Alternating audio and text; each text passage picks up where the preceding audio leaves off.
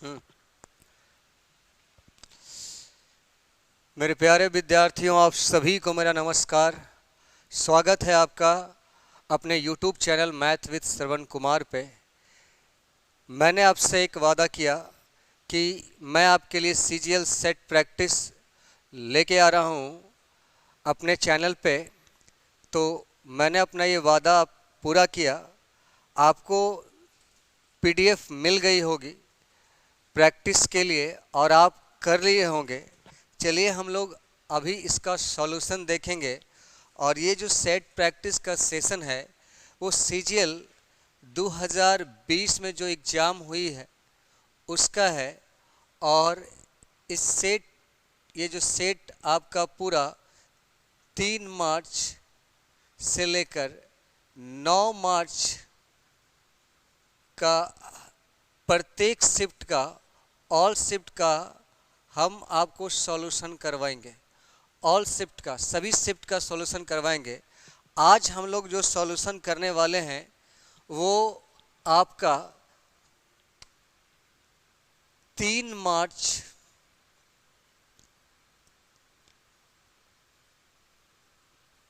2020 timing था इसका 10 to 11 AM और फर्स्ट शिफ्ट का ये पेपर है। आपने बनाया होगा। चलिए हम देखते हैं एग्जाम में इसका अप्रोच कैसे लेना चाहिए। हर सवाल का हम लोग डिटेल सॉल्व करेंगे और अगर आपको कोई परेशानी हो जाए तो उसके लिए हमने एक व्यवस्था रखा है कि मैं कल सारा क्लास अपना YouTube पे ऑफ रखूँगा और मैं केवल कल आपसे बात करने के लिए आ रहा हूँ। और उसकी टाइमिंग होगी वही सुबह के 11 बजे। केवल मैं आपसे बात करने के लिए उसमें आ रहा हूँ कि अगर मैं जो पढ़ा रहा हूँ उसमें क्या दिक्कत आ रहा है आपको। आप लोग कहते हैं सर हमसे बात कीजिए, तो मैं केवल कल आपसे बात करने के लिए आ रहा हूँ। टाइमिंग होगा 11 बजे सुबह में। और अभी हम लोग चलते हैं सॉल्यूशन की ओर। तो चूंकि आज आपका पहला पेपर का सॉल्यूशन है तो थोड़ा मैं धीरे चलूँगा ताकि आपको अच्छे से समझ में आए।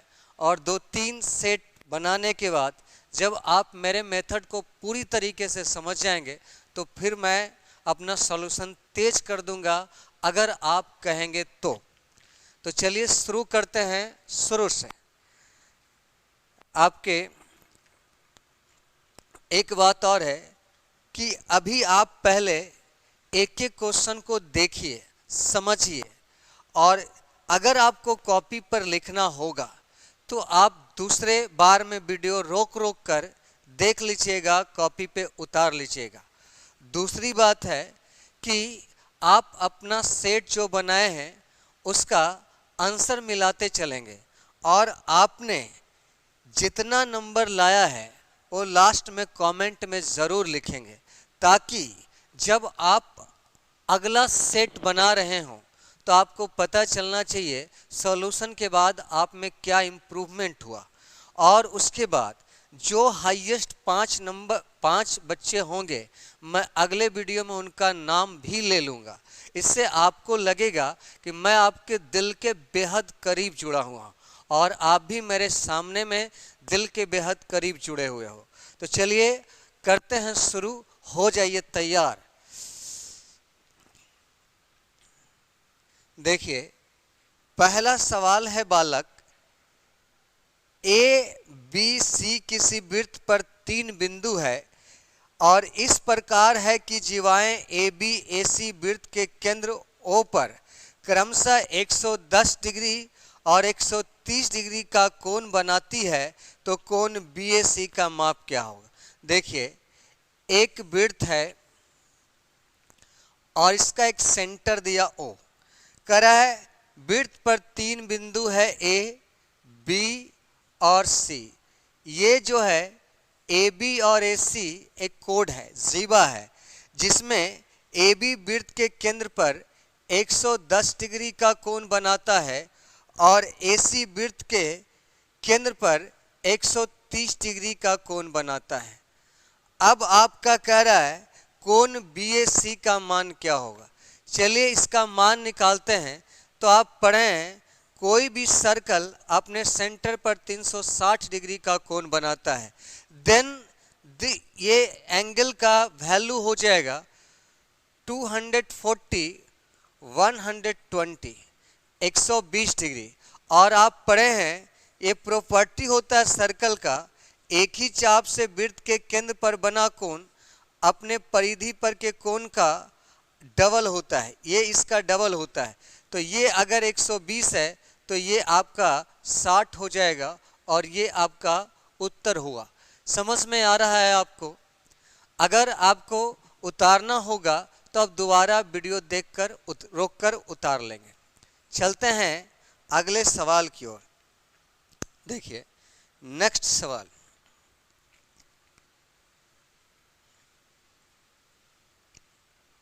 लिखा है यदि x बाई जेड 3 पूर्णांक है और x प्लस वाई बराबर 8, y प्लस जेड बराबर 13 और z प्लस x बराबर 17 और आपका आस्किंग है x स्क्वायर बटा वाई जेड इक्वल टू वाट।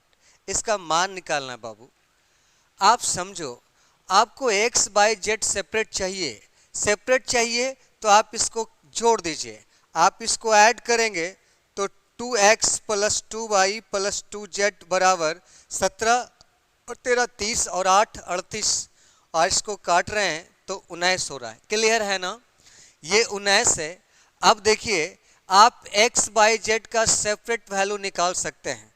ये देखिए आपका x प्लस वाई 8 है तो x प्लस वाई अगर 8 है देन z बराबर 11 हो गया। अरे 8 घटा देंगे z आ जाएगा ना। अब देखिए अगर z 11 है तो y और z 13 है, तो z अगर 13 है तो y 2 है और x बाई 8 है, यहाँ x बाई 8 है यहाँ y 2 है तो x 6 होगा। अब आप इसको वैल्यू पुट करिए, गेटिंग आंसर 8 6 का स्क्वायर 36 और 2 गुना 11 y और z, ये आपका आंसर हो जाएगा 18y11 और ऑप्शन हो गया दूसरा।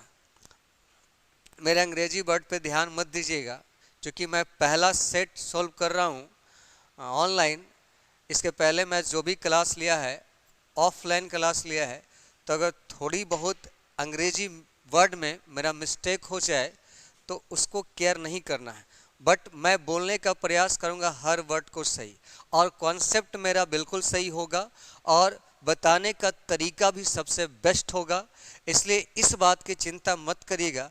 अब मुझे अंग्रेजी स्पोकन तो आती नहीं है कि हम हर वर्ड को आपके सामने एकदम बिल्कुल सही मीनिंगफुल रखें, तो थोड़ा बहुत इजाराम इधर उधर होगा तो उसको मैनेज करेंगे।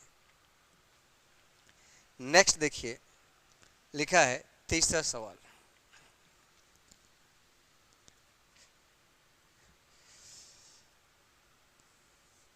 त्रिभुज ABC का एरिया 44 है और DBC का मध्य बिंदु है। ये DBC का मध्य बिंदु है और EAB का मध्य बिंदु है। E जो है AB का मध्य बिंदु है। अब आपसे बेहद आसान सवाल पूछा है कि BDE का क्षेत्रफल क्या है, यानी इसको मिलाकर। देखिए ना, ट्रायंगल का एक प्रॉपर्टी होता है कि अगर ट्रायंगल का तीनों मिड पॉइंट को आप मिला दीजिएगा तो सभी जो चार त्रिभुज बनता है उसका एरिया आपस में इक्वल होता है। तो जैसे इधर मिड पॉइंट है, इधर मिड पॉइंट है, कहीं तो इधर भी मिड पॉइंट होगा और सभी मिड पॉइंट को आप मिला देंगे तो एरिया इक्वल हो जाएगा। और टोटल एरिया 44, यहाँ टोटल 4 और BDE के लिए 1 से गुना करेंगे, आंसर हो जाएगा 11। आपको दूसरा तरीका भी बता रहा हूँ, आप इस कॉन्सेप्ट से भी सोच सकते हैं बालक कि अगर ये त्रिभुज ABC है और D इसका मिड पॉइंट है तो ये आपका मीडियन हो गया, माध्यिका हो गया। क्लियर है? तो इसका क्षेत्रफल 22 हो जाएगा। और क्योंकि मीडियन दो बराबर भागों में बांटेगा त्रिभुज को, तो क्षेत्रफल भी बराबर बराबर हो जाएगा। और इधर आपका ये ई भी मिड पॉइंट है, तो अगर मिड पॉइंट है तो इस त्रिभुज के लिए ये भी तो इसका मीडियन का काम करेगा, तो इसका क्षेत्रफल भी 11 होगा। तो कॉन्सेप्ट बहुत सारे लगते हैं, ज्योमेट्री तो कॉन्सेप्ट पर ही आधारित है। जिसको कॉन्सेप्ट अच्छा है वो क्वेश्चन को कई तरीके से लेकर निकल जाता है। तो इसके लिए आपका कॉन्सेप्ट अच्छा होना चाहिए।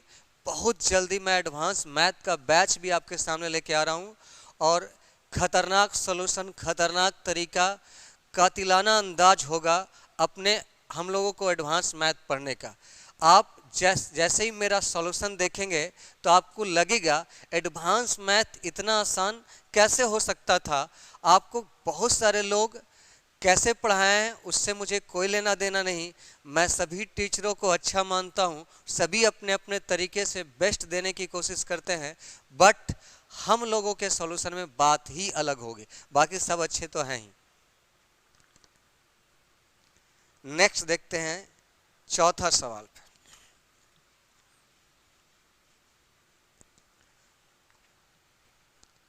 देखिए, एक दुकानदार वस्तुओं का मूल्य इस तरह अंकित करता है कि अंकित मूल्य पर 28% छूट देने के बाद उसे 12% का लाभ हो। यदि अंकित मूल्य 224 रुपया हो तो वस्तु का क्रय मूल्य क्या है। ये अंकित मूल्य मार्क प्राइस लिखा हुआ है, और आपको पता है कि अगर किसी सवाल पे आपका अंकित मूल्य और छूट और लाभ दोनों दिया रहे तो उसका कॉस्ट प्राइस और मार्क प्राइस का रेशियो निकालना बेहद आसान है। समझते हैं बात को।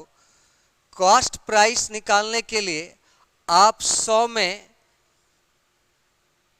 डिस्काउंट को घटा दीजिए, और मार्क प्राइस निकालने के लिए आप 100 में प्रॉफिट को जोड़ दीजिए।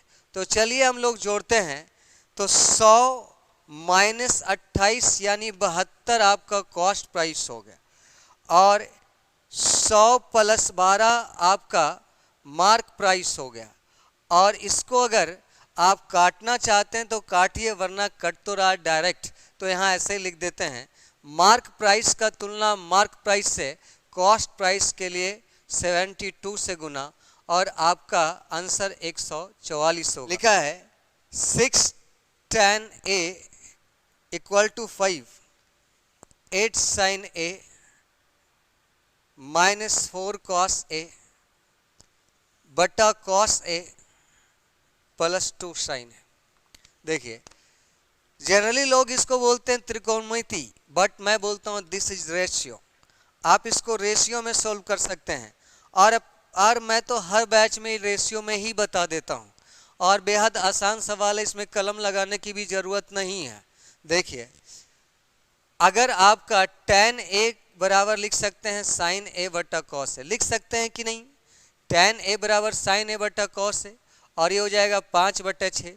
चूँकि sin बटा cos का रेशियो है, और आपका यहाँ भी sin बटा cos का भी रेशियो है, तो आप रेशियो में डायरेक्ट रेशियो पुट कर सकते हैं। शर्त ये है कि इसमें पावर सब जगह सेम होना चाहिए, सब जगह सेम पावर है 1 1, तो आप लगा सकते हैं। देखिए, sin के जगह 5 और cos के जगह 6 रख दीजिए।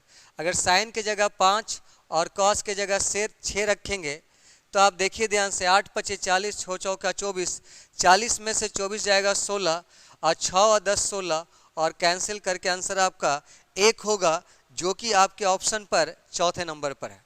आसान है, सही है। देखिए, तरीका दूसरा भी है इसका।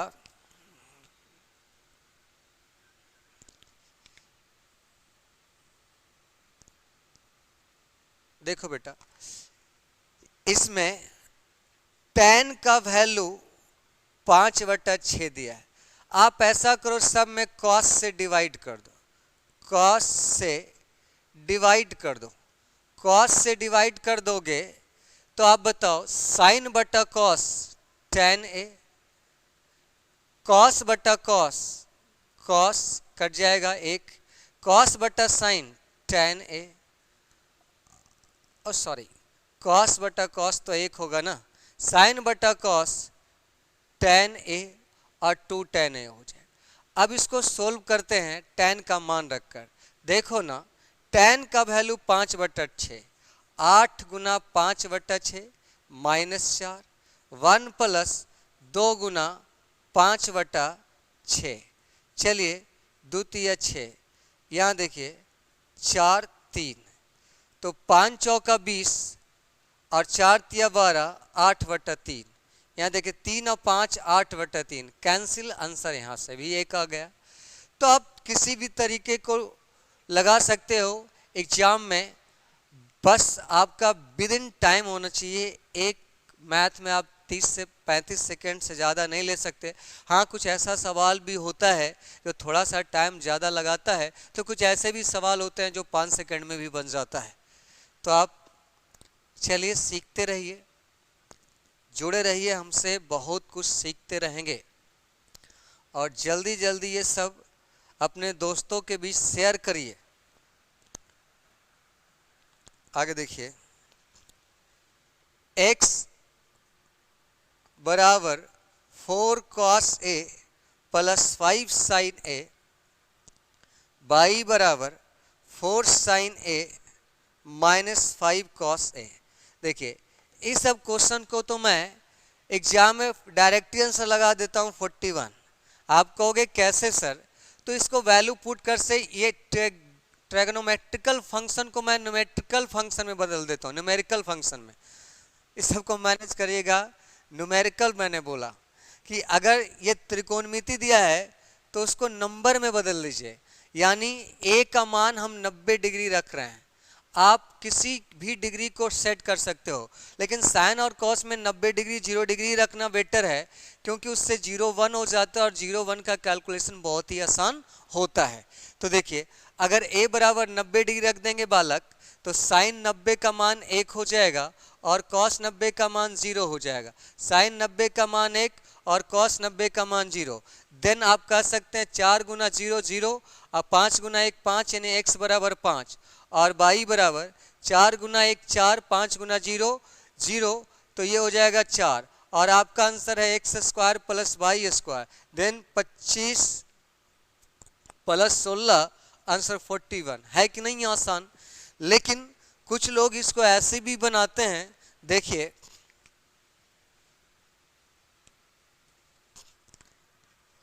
लिखा है x बराबर 4 cos a plus 5 sin a, y बराबर 4 sin a minus 5 cos a, तो x square plus y square का मान आप जैसे एक्स स्क्वायर वाई स्क्वायर बोल रहे हैं, आप जोड़ दीजिए, तो ये हो जाएगा a प्लस बी का होल स्क्वायर, ये हो जाएगा a माइनस बी का होल स्क्वायर। तो देखिए, a प्लस बी का whole square a square, B square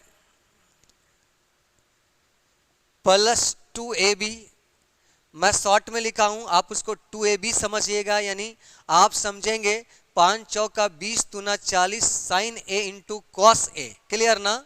आगे देखिए, फिर इसको 16 sine square a plus 25 cos square a, और इसको समझेंगे माइनस 2ab, तो ये भी हो जाएगा 5 चौके 20 दूना 40, और ये से ये कट जाएगा बालक, और ये से ये कट जाएगा, तो x square plus y square बराबर, ये आप 16 कॉमन ले सकते हैं और ये हो जाएगा कॉस स्क्वायर ए प्लस साइन स्क्वायर ए, और ये आपका 25 कॉमन हो जाएगा बालक, और ये हो जाएगा साइन स्क्वायर ए प्लस कॉस स्क्वायर ए, और ये 1 क्योंकि ये आपका फार्मूला होता है साइन स्क्वायर ए प्लस कॉस स्क्वायर 1, ये तो सभी बच्चे लोग भी जानते हैं।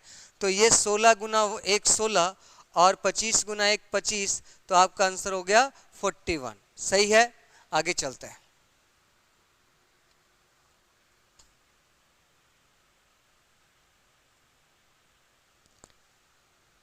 नेक्स्ट क्वेश्चन देखिए, बेहद आसान सवाल है, बट फिर भी मैं इसको बता देता हूँ, बताने की आवश्यकता तो नहीं है।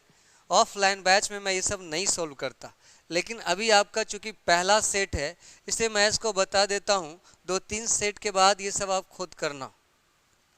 देखिए 42 minus 12 into 3 plus 8 minus 2 plus 15।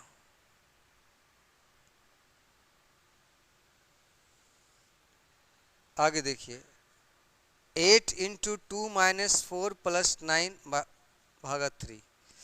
चलिए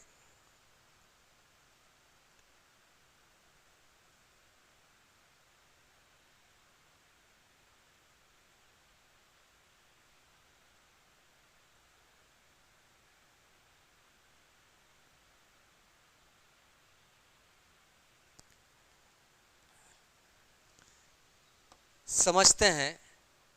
इस क्वेश्चन में देखिए लिखा है प्लस का अर्थ माइनस है, प्लस का अर्थ माइनस है।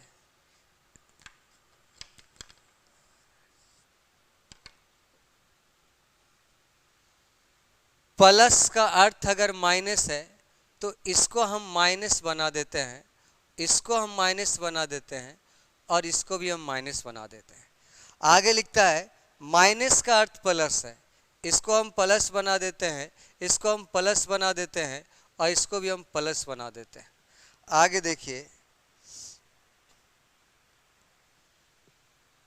सॉरी ये भाग था, ये दोनों ही प्लस हो पाएगा। आगे देखिए गुना का अर्थ भाग है, यानी गुना हटाकर आप भाग कर दीजिए, गुना हटाकर आप भाग कर दीजिए और भाग का अर्थ गुना है, यानी इसको आप गुना कर देंगे, इसको आप गुना कर देंगे और इसको हमको को सोल्व करना है। तो देखिए सोल्व करने के क्या तरीके हैं। 3 चौका 12। अब ऊपर वाले को हम गुना कर लेते हैं। देखिए तो हो जाएगा 8 दूना 16, 16 और 15, 16 और 15 हो गया आपका 31 और ये हो गया 42 अचार 46। तो देखिए यहाँ 46 में से 31 जाएगा तो 15 हो जाएगा और यहाँ देखिए ए भाग देंगे तो 4 और यहाँ देखिए ये 9 तिया 27 है, 27 आपका 4 में से चल जाएगा तो 27 में से 4 चल जाएगा तो बच जाएगा 23 माइनस 23 और 23 में से 4 और चल जाएगा तो माइनस 19 हो जाएगा और आपका जवाब होगा 15 बटा माइनस 19। चूँकि सबसे पहले भाग का क्रिया करते हैं, फिर गुना का, तब जोड़ का, तब घटाव का, तो वो सब आप ध्यान देना है। चलिए आगे देखिए नेक्स्ट क्वेश्चन आपका अलजेब्रा का है।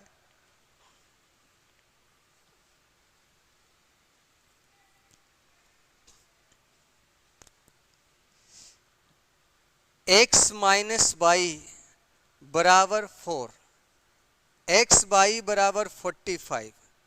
तो आपसे पूछा है x cube minus y cube का मान क्या हो।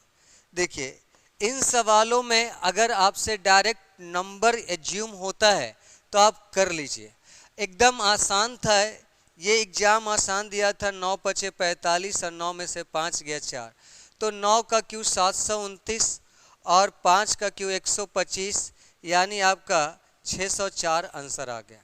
कितना आसान सा डाटा दिया है, लेकिन ऐसा भी है कि हर बार आप चाहेंगे कि इतने आसान तरीके से डाटा सेट हो जाए, तो कभी कभी नहीं भी होता है और जब नहीं होता है तो आपको फार्मूला के अलावा और कोई उपाय नहीं होता है। तो चलिए हम लोग दोनों तरीके को जान लेते हैं। एक तरीका तो अभी सीख ही लिया और दूसरा तरीका देखिए, x cube minus y cube का एक फार्मूला होता है x minus y x square plus y square plus x y, होता है कि नहीं होता है। अब देखिए x minus y x plus y square को आप लिख सकते हैं x माइनस वाई का होल स्क्वायर प्लस 3xy। देखिए 3xy क्यों लिखा है, क्योंकि -2ab अब प्लस 3ab तो फिर ab बच जाएगा। इस चीज़ को आप ऐसे लिख सकते हैं और अब आप यहाँ पर मान सेट कर दीजिए। तो ये 4 हो गया और ये 4 का स्क्वायर 16 हो गया और प्लस एक्स बाई, तो 3 इंटू एक्स बाई का मान 45 हो गया। अब आप 45 गुना 3 कर दीजिए, 4 इंटू 16 प्लस 5 तिया 15 और 4 तिया 12 एक 13, 45 तिया 135 और ये हो जाएगा 6 5 11, 13 एक 14 एक 15 और गुना करेंगे तो 4 और 15 चौके 60, 604। क्लियर है? चलिए आगे बढ़ते हैं।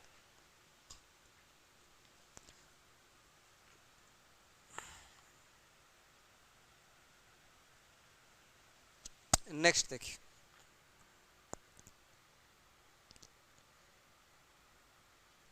नेक्स्ट क्वेश्चन आपका डी आई है। हम लोग डी आई को सोल्व लास्ट में करेंगे। सबसे पहले इसका कैलकुलेशन सारा मैथ का देख लेते हैं। 13 नंबर पे मैं हूँ, डी आई को सोल्व हम लास्ट में करते हैं। देखिए, साधारण ब्याज पर किसी वार्षिक ब्याज की दर से 4300 रुपये की एक राशि 2 वर्ष में बढ़कर 4644 रुपया हो जाती है, तो कौन सी राशि साधारण ब्याज द्वारा इसी ब्याज दर पर 5 वर्ष में बढ़कर 10,104 रुपया हो जाएगा। देखिए, पहले तो आपको दर निकालना है, क्योंकि बोला इसी ब्याज दर पर। तो अगर आपका प्रिंसिपल 4300 है तो 2 ईयर में, 2 वर्षों में आपका ये पैसा 4644 हो गया, 4644 हो गया। तो 4300 से 4644 हो गया, यानी कितना बढ़ा? 344। दर निकाल रहे हैं, 344 किसके रिस्पेक्ट में है? 4300 के रिस्पेक्ट में आपको हुआ, और प्रतिशत के लिए 100। तो आप ये जीरो काट देंगे, ये 8 बार में कट रहा है। 8% आपको ब्याज आया 2 वर्षों में, यानी 1 वर्ष में 4%, 1 वर्ष में 4%। वरना तरीका है दर बराबर ब्याज गुना 100 बटा मूलधन गुना समय, तो है ही, उस नियम से भी निकाल सकते हैं। अब कह रहा है तो कौन सी धनराशि 10,104 रुपया हो जाएगा उसी दर से 5 वर्षों में, यानी आपको मूलधन निकालना, ये मिश्रधन दिया है। तो बताइए 4% की दर से 5 वर्ष का ब्याज, 5 चौका 20, यानी आपका मिश्रधन 120, मूलधन के लिए 100 से गुना। 0 से 0 कैंसिल और इसको काट दीजिए,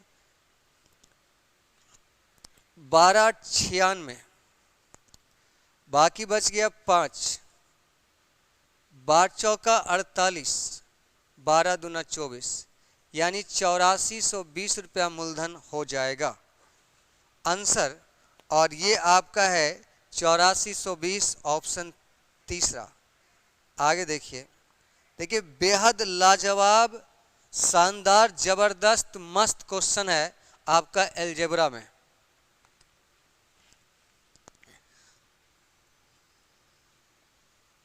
और इस क्वेश्चन पे बहुत लोग का लड़ाई भी हुआ है।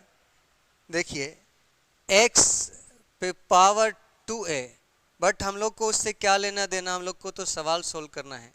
y बराबर 2a, z बराबर 2c, not equal to 0, x square बराबर बाई जेड। मैं अपने शहर की बात किया था, बहुत लोग इसको दूसरे तरीके से बना दिए थे जो सही नहीं है। चलिए हम लोग सारे तरीके को आपको बता रहे हैं ताकि आपका हर कन्फ्यूजन दूर हो जाए। देखिए, 3BC, 3AB और 3AC। देखिए,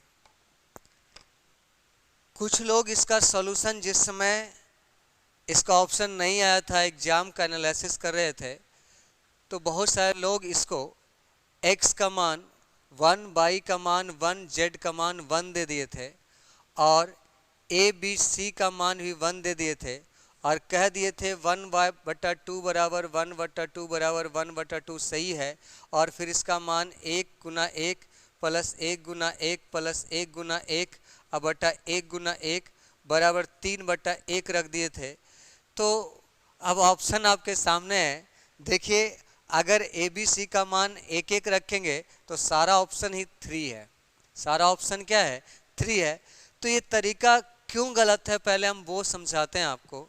आप खुद सोचिए कि अगर हम x बाई जेड का वैल्यू एक रख देंगे तो ए बी सी का, सॉरी ये ए बी और सी है, ये ए बी सी का, तो फिर कोई भी वैल्यू रखेंगे तो एक का पावर तो कुछ भी एक हो सकता है भाई, क्योंकि एक का पावर आप एक का मान 3 रखिए, एक का मान यहाँ पर 6 रख देंगे, एक का मान यहाँ 4 रख देंगे, तब भी तो आपका ये बराबर ही हो जाएगा ना।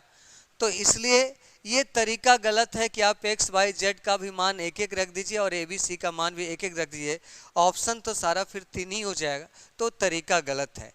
चलिए हम इसका सही तरीका आपको बता रहे हैं, समझो।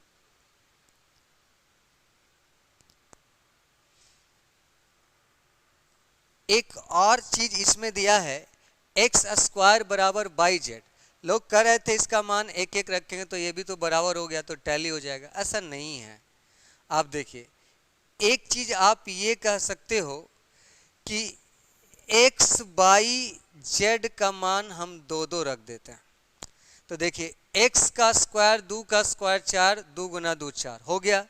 अब आप यहाँ आ जाओ, यहाँ अगर आओगे तो 2 पे पावर 2a बराबर 2 पे पावर 2b बराबर z बराबर 2 पे पावर z का मान तो 2 रखा है, 2 पे पावर 2c। सबका बेस सेम है इसलिए सबका पावर भी सेम होगा, तो कह सकते हैं 2a बराबर 2b बराबर 2c, और सारा 2 काट देंगे तो a बराबर b बराबर c हो जाएगा। हो जाएगा कि नहीं हो जाएगा? हो जाएगा। तो a बराबर b बराबर c हो गया बेटा बालक। अगर a बराबर b बराबर c हो गया तो आप सब का वैल्यू एक जैसा ले सकते हैं। हम मान लेते हैं सब का वैल्यू m, सब का वैल्यू m, a का मान भी m, b का मान भी m और c का मान भी m मान लिया। तो आप बताइए अगर m मान लेंगे तो हो जाएगा m स्क्वायर, ये हो जाएगा m स्क्वायर, और ये भी हो जाएगा m स्क्वायर, और ये भी हो जाएगा m स्क्वायर, और ये हो जाएगा 3m स्क्वायर बटा m स्क्वायर, कैंसिल और आपका आंसर 3। समझ में आया?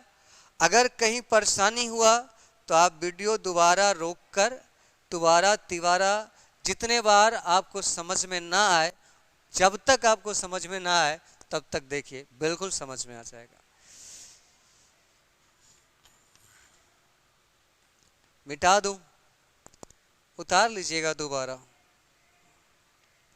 देखिए बेसिक बैच में जब हम नंबर सिस्टम पढ़ाते हैं उस समय इसका एक बेसिक तरीका भी सोल्व करने का बताते हैं। आप ध्यान से समझो वो नियम क्या है, वो तरीका भी मैं आपको बता देता हूँ। देखिए आपको याद होगा नंबर सिस्टम में आपका सिंप्लीफिकेशन में मैं ऐसा बताता हूँ कि अगर ये सब आपस में बराबर रहे और बेस बराबर करने की स्थिति में आप ना हो तो आप सबके बदले के मान सकते हो। बोला है कि नहीं बोला है? अब आप बताओ x बराबर k पे पावर 1/2a हो जाएगा, y बराबर k पे पावर 1/2b हो जाएगा, और z बराबर k पे पावर 1/2c हो जाएगा। क्लियर और नॉट? आगे देखिए वैल्यू पुट करेंगे इसका एक्स स्क्वायर यानी k पे पावर 1/2a का स्क्वायर बराबर y इंटू जेड यानी k पे पावर 1/2b इंटू k पे पावर 1/2c। अब देखो ये 2 से 2 मैं काट रहा हूँ और k पे पावर 1/a हो गया, और गुना में बेस सेम रहने पे पावर जुड़ जाता है तो 1/2b प्लस 1/2c। और थोड़ा सा ध्यान दीजिए कि अगर बेस सेम है तो पावर भी सेम हो जाता है, और आपका 1/a बराबर 1/2b प्लस 1/2c।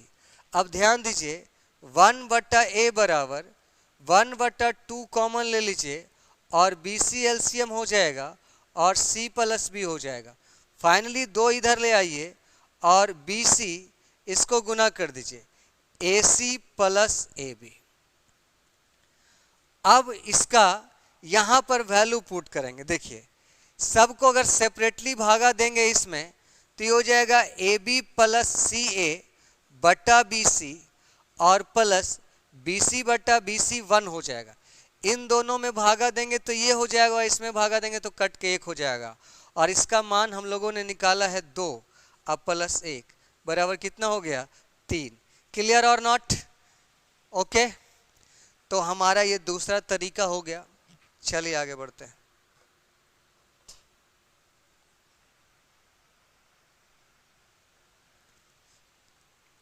दोबारा आप उतार लेना रोक कर।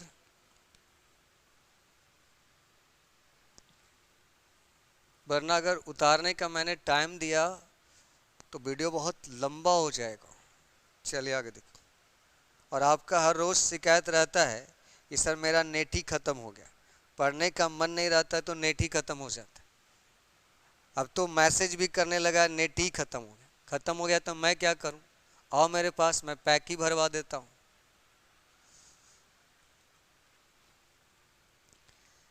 6 संख्याओं में प्रथम 5 संख्याओं का योग छठी संख्या का 7 गुना है। देखिए कितना आसान सवाल है। लिखा है 6 संख्याओं में प्रथम 5 संख्याओं का योग।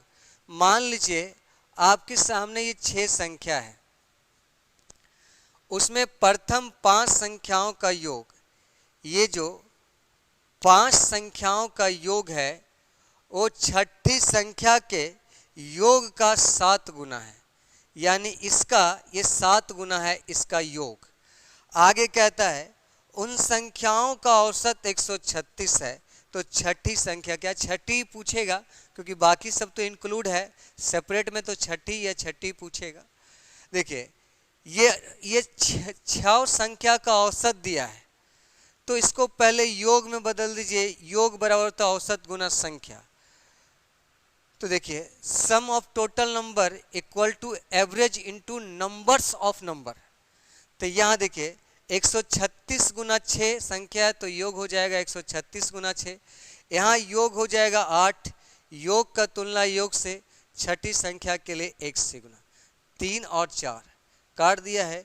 4 तिया 12, 4 चौका 16, 4 तिया 12, 3 तिया 9, 1 10, 102 आपका आंसर होगा।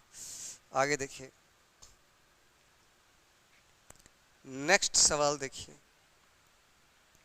लिखा है 2 बेलन के आधार की त्रिज्या 3:4 है और इसके ऊंचाई का रेशियो भी 3:4 है। तो कह रहा उनके आयतन का अनुपात क्या होगा? आयतन का रेशियो। तो बेलन का आयतन होता है पाई आर स्क्वायर एच। बेलन का आयतन होता है पाई स्क्वायर एच। तो सभी बेलन में पाई तो कांस्टेंट है, कटेगा ही कटेगा, तो पाई को छोड़ देते हैं। सीधा आयतन का रेशियो निकालते हैं आर स्क्वायर एच से। तो इसका आर स्क्वायर 9 और एच 3, इसका आर स्क्वायर 16 एच 4, तो 27:64 आंसर होगा। लेकिन आपके ऑप्शन पर कहीं भी 27:64 नहीं दिख रहा है। तो इसका मतलब है ये गलती टाइपिंग में है, ये 3:4 दोनों जगह नहीं होना चाहिए। चलिए हम क्वेश्चन सही फॉर्मेट में देखकर आपको तुरंत सॉल्व करते हैं। ये पक्का ही ऑप्शन गलत है। हाँ देखिए सुधार लेंगे आप इसको। देखिए ये सुधार के कर दीजिए 4:9। 4:9 कर दीजिए ऊंचाई को। ऐसे जो पहले आंसर आया था पहले वाले डिजिट के अनुसार वो सही है, लेकिन ऑप्शन नहीं मिल पाया क्योंकि हमारे टाइपिस्ट ने थोड़ा सा गलती कर दिया। ये 4:9 होगा। कर लिया। अब देखिए वॉल्यूम बराबर pi square h, pi constant है कटेगा, तो r square 9 h 4, r square 16 h 9, 9 से 9 कैंसिल, 4 चौका 16, आंसर 1:4। सही है बालक। आगे चलते हैं। नेक्स्ट चलिए देखिए, लिखता है कोई रेलगाड़ी एक खंबे को 12 सेकंड में, रेलगाड़ी अगर खंबे को पार करता है इसका मतलब अपनी लंबाई पर करता है। खंबे को पार करने का मतलब अपनी लंबाई पार किया है और अपनी लंबाई 12 सेकंड में पार किया है।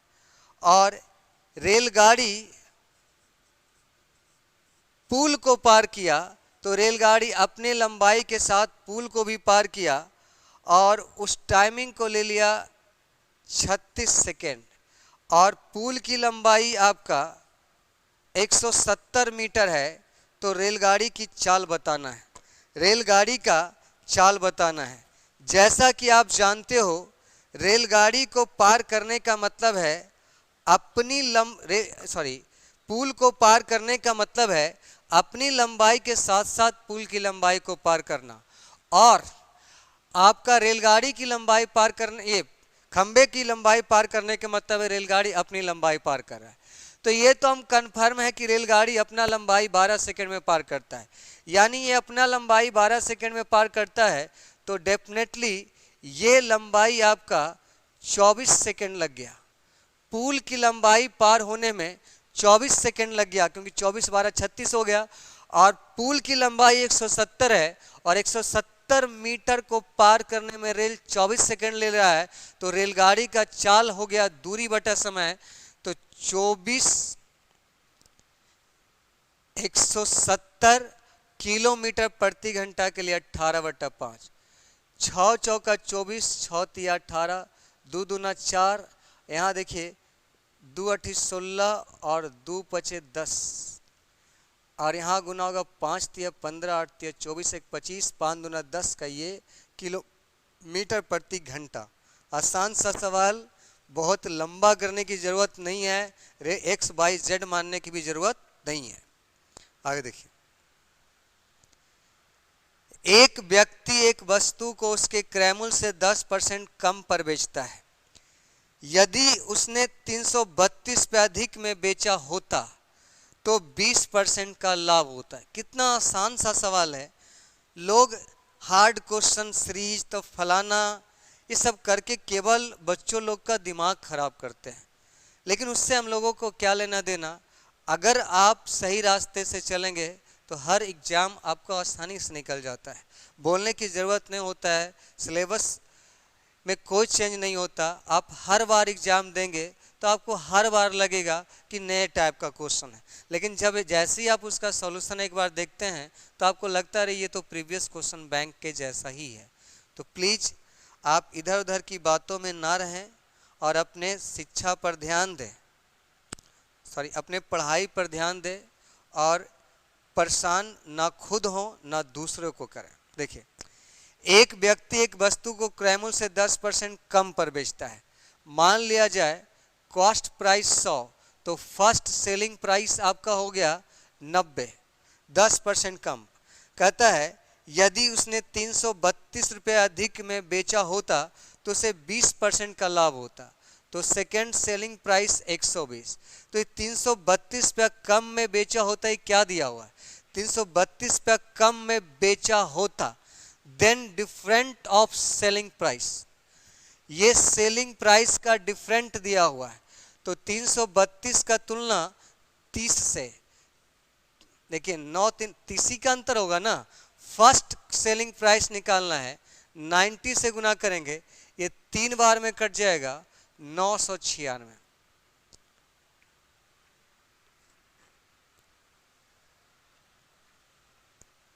आगे चलते हैं।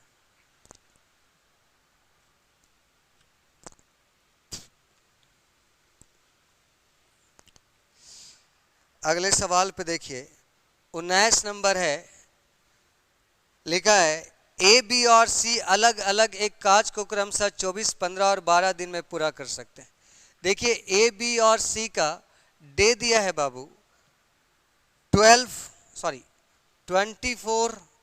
15, 12, देन टाइमिंग हो जाएगा एलसीएम 120, 5, 8, 10। ये आपका टाइमिंग दिया है और ये आपका एफिशिएंस हो, क्षमता हो गया, एफिशिएंसी क्षमता हो गया, समय दिया है, क्षमता दिया है, क्षमता मतलब निकाला है, क्योंकि क्षमता समय का व्युत्क्रमानुपाती होता है। आप जानते हैं कि टाइम एंड वर्क वाले क्वेश्चन में समय दिया होता है अलग अलग और सबका क्षमता निकालना होता है। तो बाकी टाइम एंड वर्क में पढ़ाऊंगा तो आपको और अच्छे से क्लियर हो जाएगा, और जिनका पढ़ा हुआ होगा उनको तो दिक्कत ही नहीं होगा। देखिए क्षमता हो गया 24 15 12 कैल्शियम 120, 24 25 20 से 15 8 20 से 12 10 20 से। आप लेफ्ट साइड में टोटल वर्क लिख दो। टोटल वर्क 120 यूनिट है और आपसे कह रहा है कि बी और सी ने कार्य प्रारंभ किया और 3 दिन के बाद उसे छोड़ दिया। तो बी और सी 10 8 18 क्षमता से 3 दिन किया, उसके बाद छोड़ दिया। बाकी शेष काम ए अकेले किया 5 क्षमता से कितना दिन। तो देखिए 5D 18 3 54, 120 से 54 चल जाएगा, तो 120 से 54 चल जाएगा तो हो जाएगा 66। डी बराबर हो जाएगा 66/5, जो कि होता है 13.1/5। तो देखिए एकदम आसान सा तरीका है और आपको बताने का नियम भी मैंने एकदम सिंपल रखा है, और भाषा तो मेरा पूरा बिहार का है ही, जिससे आपको कोई दिक्कत तो होना ही नहीं। चलिए आगे देखिए।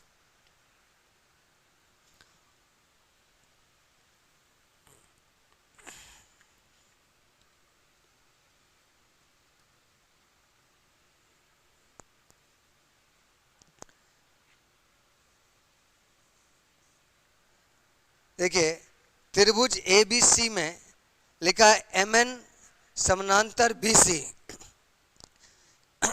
देखिए क्लासरूम में मैंने कितना सारा क्वेश्चन बताया है ये, कि एक त्रिभुज है ABC और MN समानांतर है BC, और लिखा है कि N/AN अनुपात NC बराबर 4:5। तो आपको पूछा है MAN का क्षेत्रफल निकालना है और लिखा है MBCN का क्षेत्रफल 130। इतना सारा ये सवाल मैंने आपको बता रखा है कि मुझे उम्मीद है कि ये सब सवाल आप देखते के साथ खत्म कर दें। मेंटली कैलकुलेशन वाला है। अगर ये लाइन समानांतर है तो ये छोटा वाला ट्रायंगल और बड़ा वाला ट्रायंगल समरूप होता है, और जैसी समरूप होता है तो आपका एरिया का रेशियो उसके साइड के रेशियो का वर्ग के बराबर होता है, वर्ग के समानुपाती होता है। जैसे देखिए छोटे त्रिभुज में यानी आपका AMN का साइड 4 है और ABC का साइड 9 है। ये साइड का रेशियो है भुजा का, तो आप समझिए क्षेत्रफल का रेशियो 16:81 होगा। तो आपका इसके अनुसार MNCB या MBCN लिखिए। ये पूरे त्रिभुज के क्षेत्रफल में से अगर इसका क्षेत्रफल घटा देंगे तो इसका ही बचेगा कि नहीं। अगर ये पूरा में से इसको घटा देंगे तो ये बचेगा। तो ये पूरा है 81, ये है 16, तो 81 में से 16 जाएगा, ये हो जाएगा 55 या 65। 11 में से गया 5 65 65 हो गया। तो ये इसका तुलना 65 से कर दीजिए, और आपको निकालना है MAN का मतलब 4 चौका 16, और ये हो गया 16 दूना 32। लेकिन एग्जाम पेपर पे जब दें तो आप इसको इतना लिखिए मत, डायरेक्ट देखिए 130 दिया है पूरा बड़ा वाला ये चतुर्भुज का क्षेत्रफल। तुरंत समझिए कि जैसी लाइन समानांतर है तो छोटा वाला त्रिभुज बड़ा वाला त्रिभुज समरूप होता है, समरूप होता है तो क्षेत्रफल का रेशियो भुजा के संगत भुजा के वर्ग के बराबर। तो इसका 16, इसका 81, तो 81 में से 16 जाएगा 65, तो 65 चतुर्भुज का हो गया, और इसका निकालना है 16 से गुना, और आपका आंसर हो जाएगा 32। क्लियर और नॉट? चलिए तो answer going to option B. Next देखिए,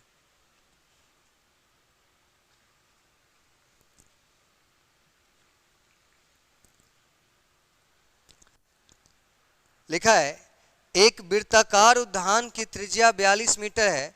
इस वृत्त के 8 चक्कर लगाने में तय की गई दूरी क्या है? तो वृत्त का चक्कर लगाने के मतलब उसके परिधि को परिक्रमा करना, 8 बार घुमा है तो वृत्त का परिधि होता है 2 पाई आर। पाई का मान 22/7 यूज करना है, आर का मान 42 है और ये 8 बार घुमा है। इसको कैलकुलेट करना है। देखिए 7×6 42 और ये हो जाएगा 6 दूना 12 दूना 24, 6 दूना 12 दूना 24, एक 25 गुना 8 और 254 गुना 8 करना है। 8 चौके 32, 25 अठी 200, 200 और आपका 1 मिनट, त्रिज्या 42 से 8 चक्कर लगाना है तो 7×6 42, 6, 1 मिनट, 6 दूना 12, 12 दूना 24, 12 दूना 24 और 2 26, 7×6 42 और 6 दूना 12, 12 दूना 24, 12 दूना 24 तो 26, 8 बार घुमा है तो ये हो जाएगा 8 चौका 32, 8 छक्का 48 और 3 51, 8 दूना 16, 5 21। इसके पहले कैलकुलेशन मिस्टेक था तो आपका ऑप्शन हो जाएगा दूसरा। चलिए देखिए, मैं आपके क्लास में भी रेशियो पढ़ा रहा था सुबह 6 बजे, सॉरी सुबह नहीं, शाम 6 बजे, और ये रेशियो का एक आसान सा सवाल आपके सामने है।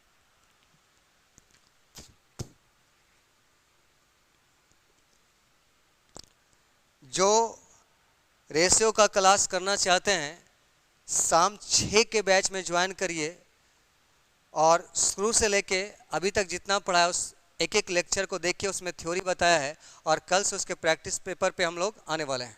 देखिए, एक विद्यालय में विद्यार्थियों की कुल संख्या, स्टूडेंट का कुल संख्या 640 है, जिसमें बता रहा है ये लड़का और लड़की का रेशियो आपका 5:3 है। तो आप ही बताओ 640 का तुलना 8 से 8 8 64, ये हो जाएगा 400 और ये हो जाएगा 240। देखिए 640 हो गया। अब कहता है कि यदि विद्यालय में 30 और लड़की का एडमिशन करवा दिया जाए, अगर विद्यालय में 30 और लड़की का एडमिशन करवा दीजिएगा तो 270 हो जाएगा। और यहाँ कर है तो कितने और लड़कों का एडमिशन करवाना पड़ेगा कि लड़कों का लड़कियों से रेशियो 14:9 हो जाएगा। सवाल मैंने पढ़ता गया और उसका कैलकुलेशन लिखता भी गया और आंसर आपके सामने है। देखिए कैसे, number of total student 640, ratio 5:3, then 400 and 240। आपको कर 30 लड़की को और एडमिशन किया जाए तो लड़कियों की संख्या तो 270 हो जाएगा। लेकिन कहता अगर 30 लड़की का और एडमिशन करिएगा तो लड़का लड़की का रेशियो 14:9 होगा। मैंने आपको बताया है रेशियो में अगर किसी मल्टीप्लायर से गुना करने की आवश्यकता है तो गुना कर सकते हैं, शर्त है दोनों तरफ गुना करना। तो लड़की की संख्या 270 लाने के लिए यहाँ 30 से गुना, यहाँ भी 30 से गुना। तो देखिए 30 270 हो गया तो लड़का हो गया 420। लड़का 420 तब होगा जब इसमें 20 लड़का का एडमिशन और लेंगे। Option going to B C. 23 पे आ जाते हैं।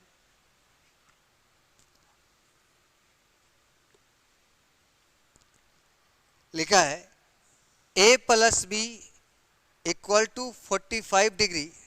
लिखा है 2 1 plus 10a into 1 plus 10b का मान क्या है। देखिए कितना आसान सवाल है, त्रिकोणमिति है। मैंने पहले बताया त्रिकोणमिति ऑप्शन में अगर न्यूमेरिकल है तो आप डिग्री पुट करके आंसर लाओ, बेहद आसान तरीका है। b का मान 45 डिग्री रख देते हैं, a का मान 0, 0 प्लस 45 45, a का मान 0 रखेंगे तो tan 0 का मान 0 और tan 45 का मान 1, तो 2 गुना 1 गुना 2, answer 4। Answer is going to be option A. देखिए आगे 24।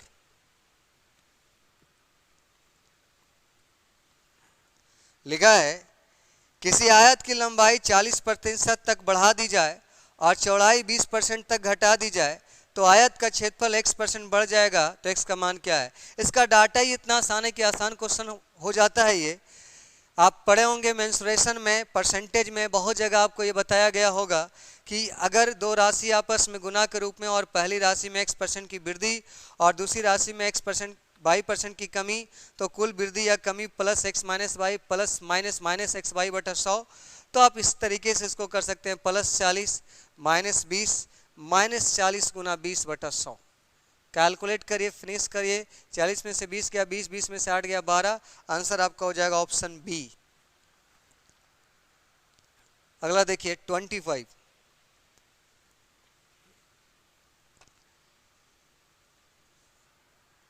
यदि संख्या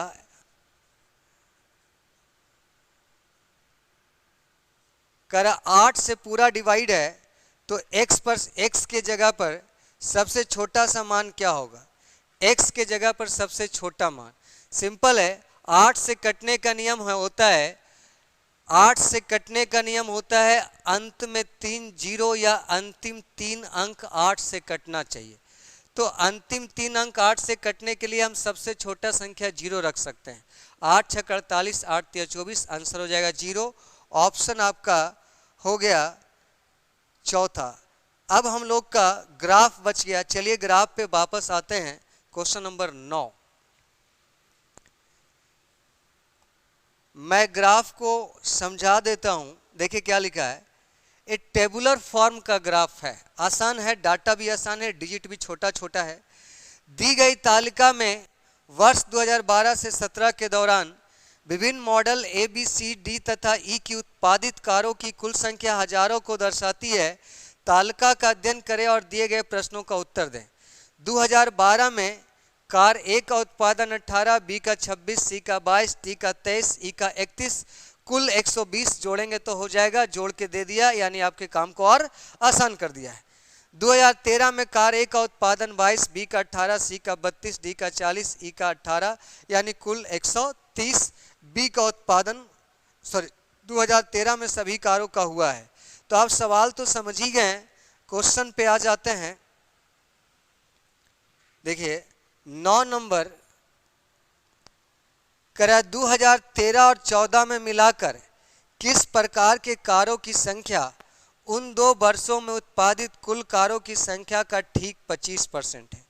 तो देखिए 2013 और 2014 में कुल कार कितना है, तो आप देखेंगे 2013 में कुल कार 130 है और 2014 में कुल कार 170 है। तो 2013 और 2014 का कुल कार हो जाएगा 300। तो 300 का अगर 25% निकालते हैं तो 75 होगा। और आपका ऑप्शन ए में दिया है डी, ऑप्शन बी में दिया है बी, ऑप्शन सी में दिया है सी और ऑप्शन डी में दिया है ई। तो आप देखिए 2013 और 14 में किस प्रकार के कारों की संख्या 75 है। पहला ऑप्शन में डी दिया है, तो डी में देखिए तो 2013 में आपका 40 है और 2014 में 35 है, यानी आपका यही ऑप्शन आ गया। आपको आगे देखने की जरूरत नहीं है। आगे देखिए 10वां।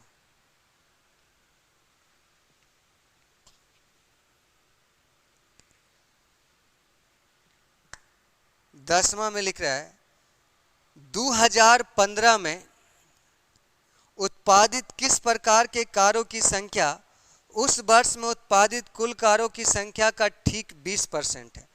तो 2015 में तो कुल कार 100 है, कुल कार 100 है और उसमें लिखा है किस कार की संख्या कुल कारों का ठीक 20% है। ऑप्शन ए है बी, ऑप्शन बी है ई, ऑप्शन सी है डी, ऑप्शन डी है ए। तो देखिए क्या बी 2015 में बी जो है क्या 20% है, क्योंकि 100 का 20% तो BC होगा, 100 का 20% तो BC होगा। तो आपका बी में तो आपका 2015 में 18 है, इसलिए नहीं होगा। बी ऑप्शन में ई लिखा है, तो ई में 2015 में 20 है, यही आंसर हो जाएगा। आगे देखने की जरूरत अब नहीं है। आगे देखिए 11।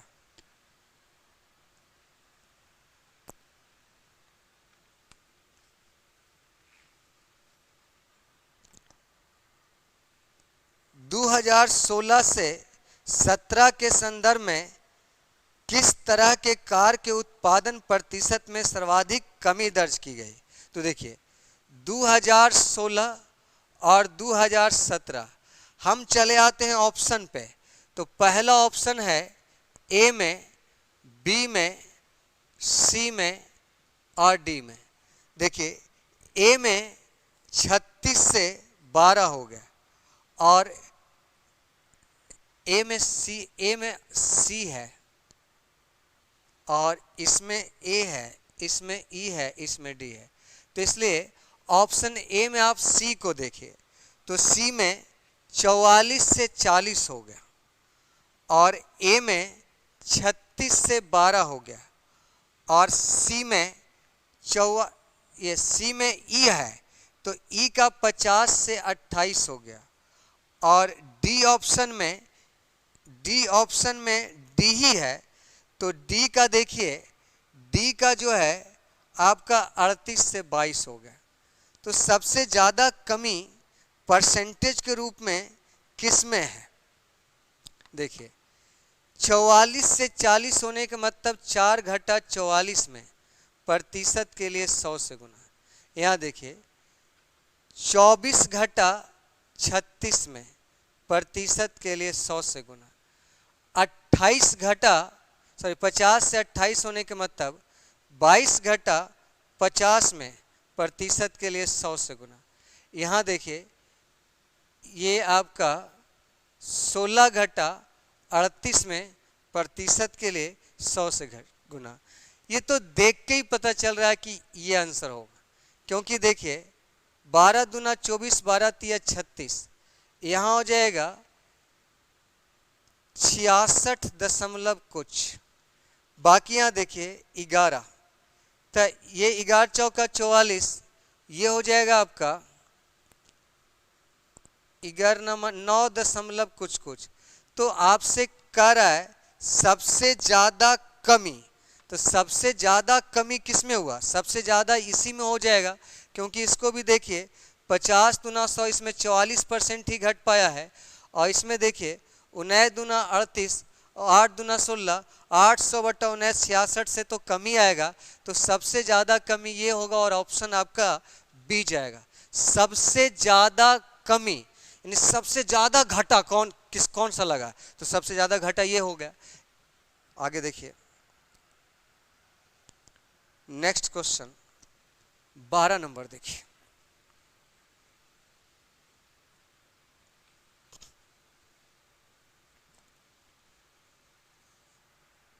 बारह नंबर है 2012 की तुलना में 2016 में कारों के उत्पादन में कितने % की वृद्धि हुई है? तो 2012 में देखिए टोटल कुल कार है 120, और 2016 में कुल कार है 180। कितना वृद्धि हुआ? 60 वृद्धि हुआ। 120 में डायरेक्ट भी बोल सकते हैं 50%, आपका 50% का वृद्धि हुआ है। तो पूरा सेट मैंने ख़त्म कर दिया, सेट 1, और आज थोड़ा स्लो भी चला हूँ, क्योंकि मुझे एक एक हिसाब को अच्छे से आपको समझाना था। तो थोड़ा स्लो अभी हम चलेंगे 2-3 सेट में, ताकि आप अच्छे से समझ जाओ। और फिर भी अगर आपको कोई परेशानी रह गया है, अगर आपको बहुत अच्छा लिखे, बहुत अच्छा लगा, तो आप कमेंट में लिखें बहुत अच्छा। और अगर आपको थोड़ा बहुत कुछ परेशानी हुआ है, तो कल हम लोग बात करते हैं सुबह 11 बजे, एकदम आमने सामने मतलब लाइव ही बात करेंगे हम लोग। और जो भी आपका समस्या हो, कुछ और या कोई और चीज़ों पर बातचीत करना हो, मतलब कुछ और बातचीत का मतलब ऐसा नहीं कि आप फिल्मों की बात करेंगे, मतलब पढ़ाई से रिलेटेड, एग्ज़ाम से रिलेटेड, और जो भी आपकी मर्ज़ी करे जो एक टीचर और स्टूडेंट के बीच होता है, वो बात हम लोग कल करते हैं सुबह 11 AM। आप मेरे साथ कुछ 10-15 मिनट हम लोग बात करेंगे। बहुत दिनों से आमने सामने केवल बात के लिए हुआ नहीं। मैं अपने क्लास में बहुत सारा कहानी भी कहता था और शायरी वगैरह भी होता था, बट अभी तो अकेले होना होता है तो कहानी मैं किसको सुनाऊं। तो कल हम लोग मिलते हैं सुबह 11 बजे। कल पढ़ाई की बातचीत नहीं होगा, केवल हम और आप में सिर्फ और सिर्फ डिस्कशन होगा। आप अगर पढ़ाई की बात कल करेंगे तो कर सकते हैं, लेकिन हम कुछ इस तरीके का शेड्यूल नहीं रखा है, केवल हम लोग बातचीत करेंगे। तो और हाँ, कल से अगर जो सेट मिलेगा, कल तो संडे है, कल कोई सेट नहीं लगाएंगे हम, सोमवार को आपको अब सेट मिल जाएगा। और अगर आपको सेट जब तक पहले से नहीं बना के आएंगे, आपको मज़ा उतना नहीं आएगा। तो आप सेट जरूर टेलीग्राम चैनल से पहले सॉल्व कर लीजिए, उसके बाद इसको सॉल्यूशन देखिए, बहुत ही मज़ा आएगा। और सॉल्यूशन देखते समय प्लीज़ कॉपी कलम का यूज नहीं करिए। दूसरे बार में आपको जब उतारना हो तो वीडियो को दोबारा रोक रोक कर देखिए और जिस क्वेश्चन को आपको उतारना हो केवल उसी पे जाइए। तो ये हुआ मेरा आज का सेट 1। और कल करते हम लोग बातचीत 11 बजे।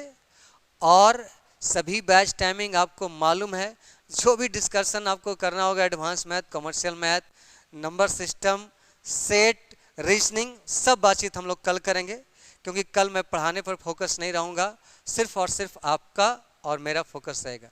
तो गुड नाइट, टाटा, शुभ रात्रि। आप लोग जाके अब आराम करिए, बहुत पढ़ लिया। रात में नींद भी आपको अच्छी आएगी, सपने भी आएंगे, सपने में कोई और भी आएंगे। चलिए टाटा।